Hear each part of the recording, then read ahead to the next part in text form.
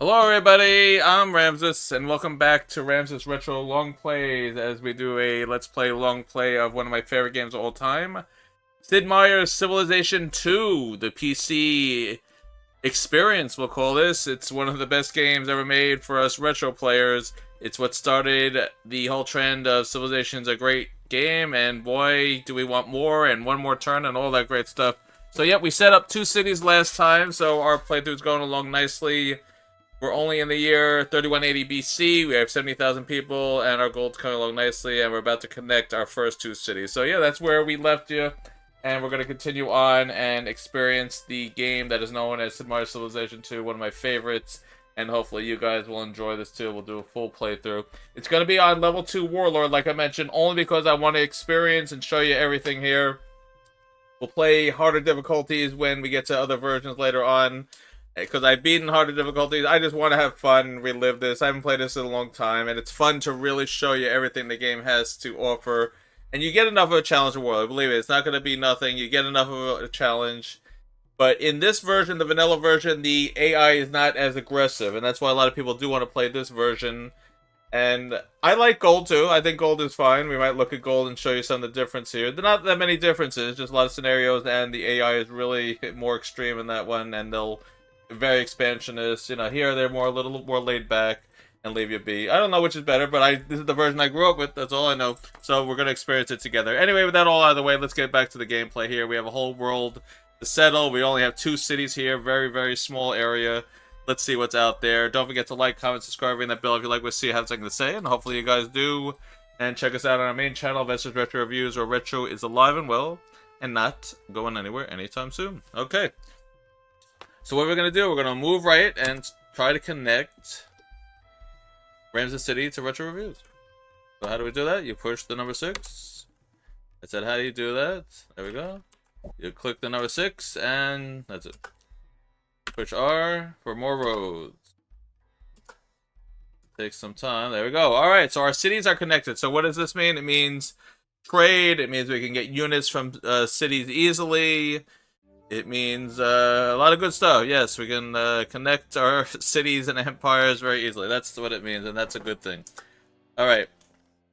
So now we're standing on a hill. See how it says on the right side there, Hills Road under the settler? Hills means mining, so I'm going to push the letter M. Let's get a mine here. We already did that for Retro Reviews. I think Ramsis City needs that as well. Alright, so we just got something. American wise men discover currency. Currency is very important. As you can see, all the coins there. And again, this is something they got rid of in the gold version. They got rid of all the little pictures and icons and everything. And they just made it simple text. That was all to save space because they added more stuff to it, which is very sad because I like these little touches like this. That's why I like the OG version a little better sometimes. And look at that currency, and they show you all the coins. That clearly shows you what currency is. So now we get the marketplaces, which are great for building up money in our treasury, because money is going to start flowing, and that'll be good. Alright, so what are our choices? Trade, monarchy, map making, literacy, horseback. So monarchy we're going to want eventually, but I usually wait till I have 3 or 4 cities to do that. If you do it too soon, you're not ready yet, and it's a lot of juggling. Monarchy is the next government type up, and usually you'll be a monarchy and republic for long periods of the game. Those are probably the 2 governments you're going to use the most. At least me. A lot of people do whatever they want to do in this game. You can do fundamentalism, you can do communism, you can do democracy, whatever you want to do.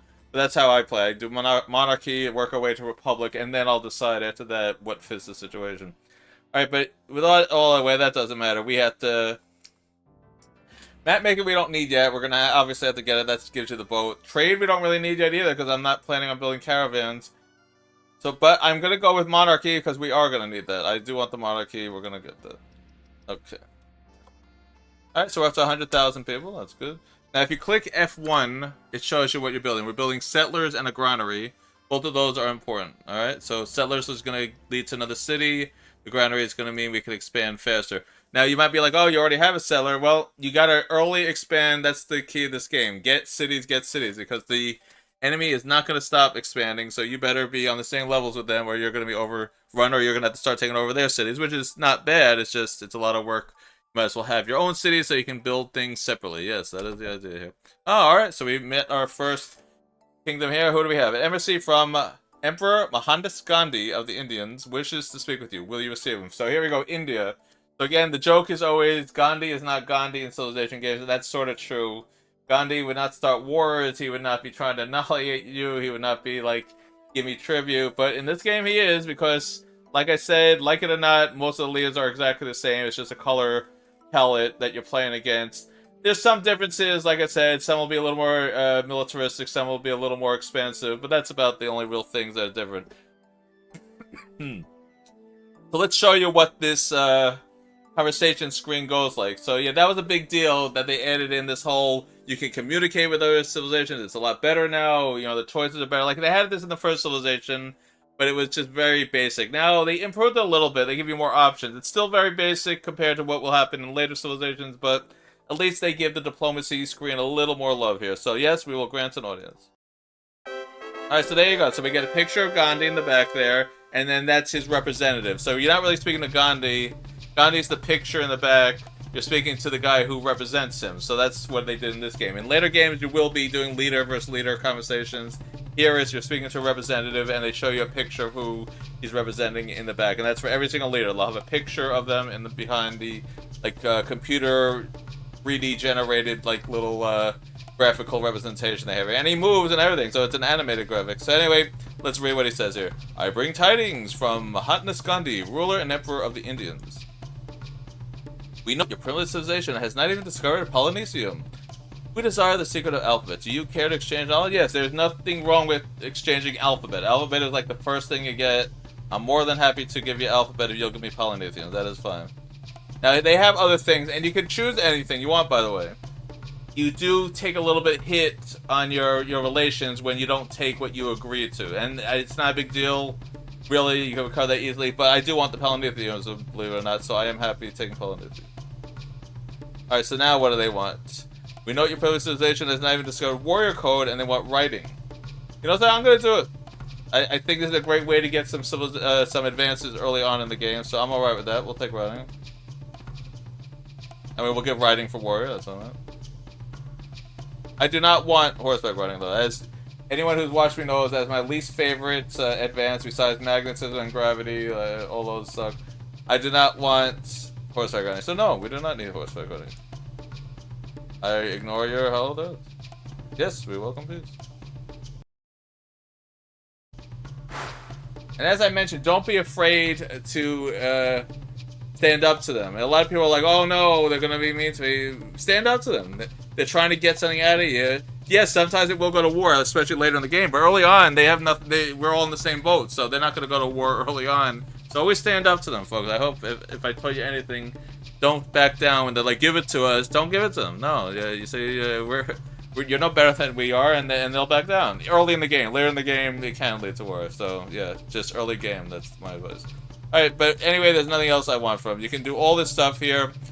Consider it, ends it. Suggest a permanent strategic alliance. You have to be really, really good friends. See how it says neutral Indian emissary? You have to be like really, really good relationships. So you have to be a lot higher than that to get a permanent strategic alliance, so that can't happen. Demand tribute, there's no point. He gave us technology. I'm happy with that, but he can't demand tribute. I have a proposal to make. That would be, we want to trade maps, we want to trade technology, we want to trade money, have a gift. I'm just going to give him something for free because I want to improve our relations. So those are the options they give you now, so they definitely gave you more options. But no, I consider this discussion complete. Nothing else I want. Alright, so we finally got our new settlers here. And what am I going to do? I would love to build some stuff here, but our shields are not good enough yet, I don't think, you know? I think we're going to build either the temple or the marketplace. They're suggesting the marketplace, and I think that's good advice. Alright, so now we have our next settlers, and now we're going to right away find another city to build. And it's not going to be near Ramsis City because India is there, so we're close to them. Let's just get away from all this. I'm going to build a little road so we can move away from them. And let's just get to like somewhere safer, away from retro reviews, and build our next city. Alright, so we have to go up here to build irrigation. Now remember the rule in Civilization, you have to be near water. It'll change in later civilizations the type of water, but in this one it's the same. It's regular water, a river, a lake, you can irrigate the land, and that is the rule. And then every tile after that can be connected, so you can connect irrigation tiles, but the first one has to be near water. That is the rule. Alright, so we got our granary. And now I think he's right. We're going to build some units. Let's get elephant. I think that'll be good. And we're going to push the letter I for irrigation. And we're going to push the letter R for road. There we go. Alright, so here's another new feature to Civilization 2. Remember in Civilization 1, for any of you that saw my Amiga playthrough, you get a palace improvement every time you've reached certain milestones or did something well. Well, in this game, it's palace improvement. So they really took you inside of the place instead of the outside. So now you're building inside instead of outside. And you can change this whole room around. So what does it say here? The people spontaneously decide to recognize your many years of enlightened leadership. Craftsmen, masons, laborers, and artisans turn out to build a fine addition to your throne room. So our throne room is pretty much nothing, and this is like an overlay picture. This will show you all the things you can do in here. So you have the green pillars, you have the brown wall, you have the yellow background, the gray banner, the brown rug, the white flooring, and the red front pillars. And then you see all those gray stuff. On later levels, when you're doing so well and you fill in all these colors, then they'll give you the other layers, like bonus layers of all the gray stuff. So yeah, it gives you like a little reward. Oh, you did so well building your whole palace, now you can get all these little bonus things. You can't get any of that gray stuff until you've unlocked all the layers of these colors. So I'm going to start with that box. You see that like tan box in the middle here? I'm going to start with that because that's my seat. So yeah, I think to have a throne, we need a chair. So our whole throne is a cheap wooden chair. That is our whole throne room right now. We're sitting in a decrepit, empty room on a chair. Yes, that is our throne room, folks. Alright, so let's push end. Alright, so now I have a few choices here. This is too close to build a city, but I don't want to build in the desert. So I can either go through the oasis or through the desert. I think we're going to go through the desert. And we're going to push R again. And R again, there we go. And that's the land I want right there. Now, we can't build a road here because that's on a river. So we're going to move to that buffalo there and put some irrigation here. Then we're going to push R here. Alright, so we got our monarchy. And I think we will change it. Because I'm about to build my next city. We will change it. Now, I don't want trade yet. You see, trade is good because you get the what's it called? Marco Polo Embassy Wonder. And that would be good to get all the embassies. So then maybe we do want that. Feudalism, let's see what feudalism does. That gives us pikemen, that's a better defense. We don't need that yet. Ironworking is good because that gives us the legion. And literacy gives you the great library, that's good too. So I think we're going to go with trade. And that way we can build some wonder. Yeah, we got to get some wonders going. And that's another thing I want to show you. The reason I picked the easier difficulty was so I can build the wonders before the computer. Because something cool happens every time you build a wonder. And the effects are very good too. So yeah, we'll go trade. Alright, so yes, I do want to become a monarchy. I know I said 3 or 4, but I think we're about to build a 3rd city. We'll be fine. So, what does it say here? You have just acquired knowledge of monarchy, which allows you to improve your government. To switch governments, you must have a revolution, which is selecting revolution, and then you'll be in anarchy. Switching to a more advanced form of government will often improve the productivity of your people. It will also help to stem corruption and waste. Would you like to? Yes, we're going to go to monarchy. We're at despotism right now. Let's get to a monarchy. It'll help us a little bit. The Americans are revolting. Well, insert joke here. Citizens demand new government. So there you go. You don't get the newspaper thing anymore. You just get a little text box like that. So they got rid of all the silliness of that. Alright.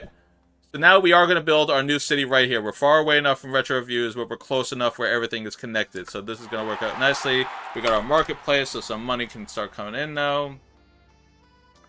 I think I'll build the diplomat. She's right. Let's get... Oh, actually, no. Colossus and Hanging Gardens are only 34. Let's go for a wonder here. So let me see what Hanging Gardens does. Makes 3 content citizens happy in the city where it's built. Alright, so we don't need that yet, but in our capital, that would probably come in handy. So I think Colossus is where we're going to go. The city where the Colossus is built generate extra unit of trade for each that's already... Yes, and we already have trade in every square. So trade is... Yeah, Colossus is the way to go. Absolutely. And we're going to build our next city, which of course is going to be Vesper City. There we go. Vesper City is founded in 2680. We'll keep a phalanx there. Alright, so now we used up one of our settlers, but we still have one working the land. And we already can switch to monarchy. It's sort of random how long it takes to switch the government. It can go as much as 10 turns sometimes, which is crazy to think about. Sometimes it's 1 turn like it just was, but sometimes you can wait 10 turns for your government to turn into the next one. So that's a long time to be in anarchy, because anarchy means you're at the worst levels. It's just total chaos in your government. the kingdom's not working well. But one turn, you can get very lucky. So we're going to pick Monarchy. And it's not much difference from Despotism. It's just a little bit better production. That's pretty much why you want Monarchy. And as you can see, we're going to have a little more money. And that's pretty much it. Everything else is the same. So yeah, we'll do it. Okay, let's keep going.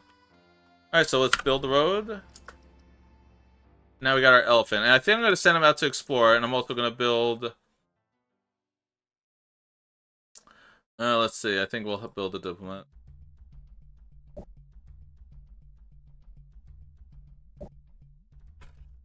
Yeah, let's start exploring now. Oh, here's the Indians again. I speak for he who makes mortals tremble. Isn't that funny? Yes, Mahatma Gandhi makes mortals tremble. Oh, who knew? Alright, let's see what he wants. We note that you don't have horseback riding. We desire pottery. No, I don't want horseback riding. I'm not intimidated by his That's fine. Did a discussion complete. Okay. So we are close, it looks like. Yes, they're already setting... We're going to have to remove them, which sucks, because I was hoping they'd be a little farther, but unfortunately, they were put a little close to our city, and there's nothing I can do with it. So let's irrigate the desert.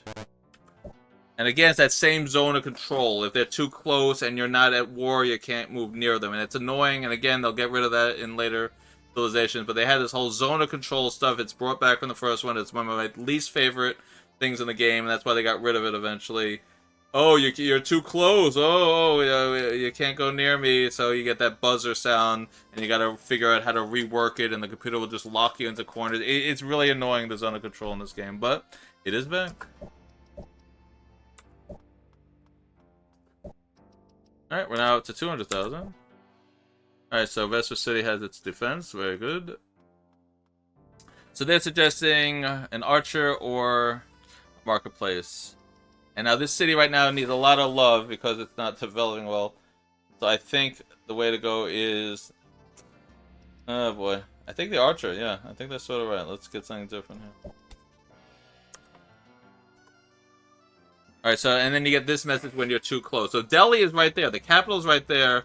And sadly, I think we are going to have to go for it because this is not going to work if we are this close to each other. There's no way this relationship in Civilization 2 is going to work where you're right on top of each other like this and you're trying to both expand in the same area. It is a horrible situation, and I feel bad. But unfortunately, I believe we have no choice but to go to war with India, but we're not going to do it yet. So there's Delhi right there. We'll explore a little bit before we go there. Alright, so we have our diplomat. Let's build a embassy with them. And now we'll take the Hanging Gardens. Let's get the wonder.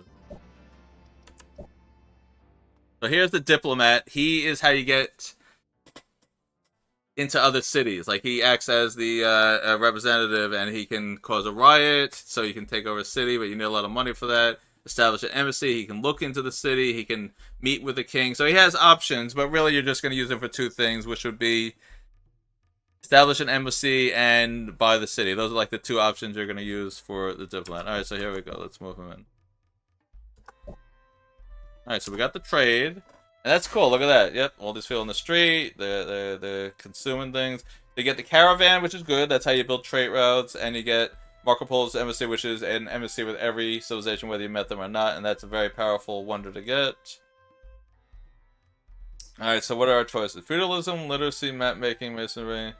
I think literacy, if we can get the Great Library and keep it out of the enemy's hands, that's a good thing too. Alright. So let's click on Ramses City. So yeah, all this space here that's not hills, we can put irrigation on. So that's why I put it in the desert. So now I can go down one, I can go down two. And I don't think we'll be able to go diagonal, so we won't be able to go there. But we can go north, and we can mine the hills there. So yeah, let's go one more here. Alright, let's see if we can get into Delhi. Yes, we should be able to.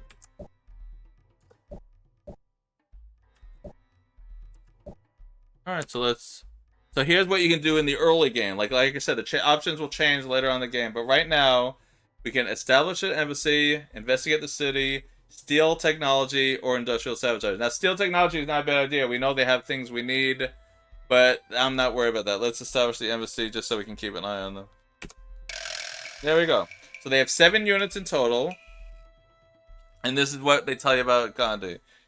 He's a rational perfectionist. So yes, he's really acting like that, right?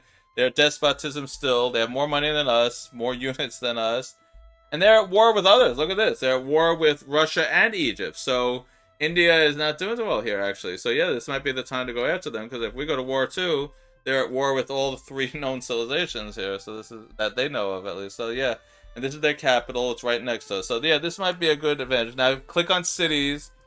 And you can see they have Bombay and Delhi. So they already have 2 cities, yes. Alright, there you go. So let's push I for irrigation. And I think we're going to move the elephant down. The troops have violated the territory of the city of Delhi. By the terms of our peace treaty, you must withdraw immediately or face consequences. The war between the Russians and the Indians has ended. So now that we have an embassy, we get updates on everything that happens with India. So India was at war with the Russians, and they made peace. So it's over. And they made peace with Egypt too. And that's going to happen a lot. The computer's annoying in this, and I think that's why they fixed it a little bit in gold. Like, whatever happens with one will happen with all. The computer just will always try to get along eventually. It's only the human player they'll never get along with eventually in the game. But the computer players, they'll always make peace. If they make peace with one, they'll make peace with all of them. And it's kind of an annoying thing. And they do fix this a little bit. But that's one of the things people hate about vanilla. It's like, it's not fair. Like, they're always going to be at war with you, but the computer they're always going to make peace with all of them at once, by the way. It's not just going to be, oh, they're making peace with just one civilization. All of them, suddenly they're at peace with when they were at war. It's very annoying. It's an all or nothing thing, usually, with the computer. Alright, so we're going to go onto the hills here. And now they're going to say move, and I think we're going to reject that.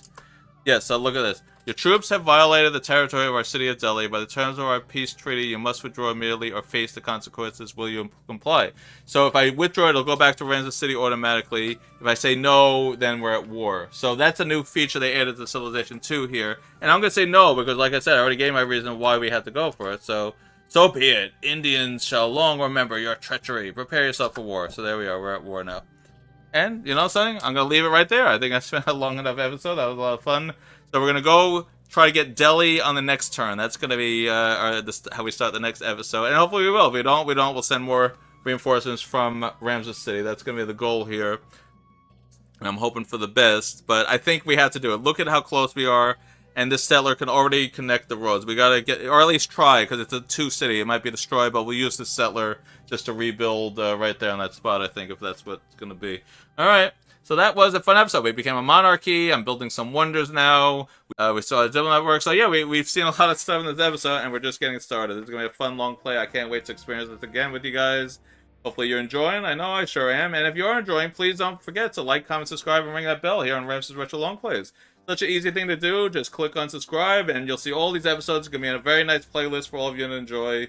And of course, just bookmark it. If you don't want to subscribe, just bookmark it so you can keep an eye on the channel and all these. It's going to be a very long playthrough, so the episodes are just going to keep showing up until we finish this game, whatever that means.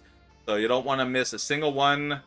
And if you enjoy Civilization, I know a lot of you guys do, have you come to the right place. Hopefully we'll see you here again soon. Alright, don't forget to check us out on our main channel as well, Vesper's Retro Reviews, where Retro's alive and well and not going anywhere anytime soon. And I think that's it. We'll leave it at that. See you all next time for the next part of Sid Meier's Civilization 2, where we try to take down Delhi. Yes. If we can get Delhi, or at least destroy it, that's going to make our lives a little easier. I do not like how close they are. Let's see what happens next time. Goodbye, everybody.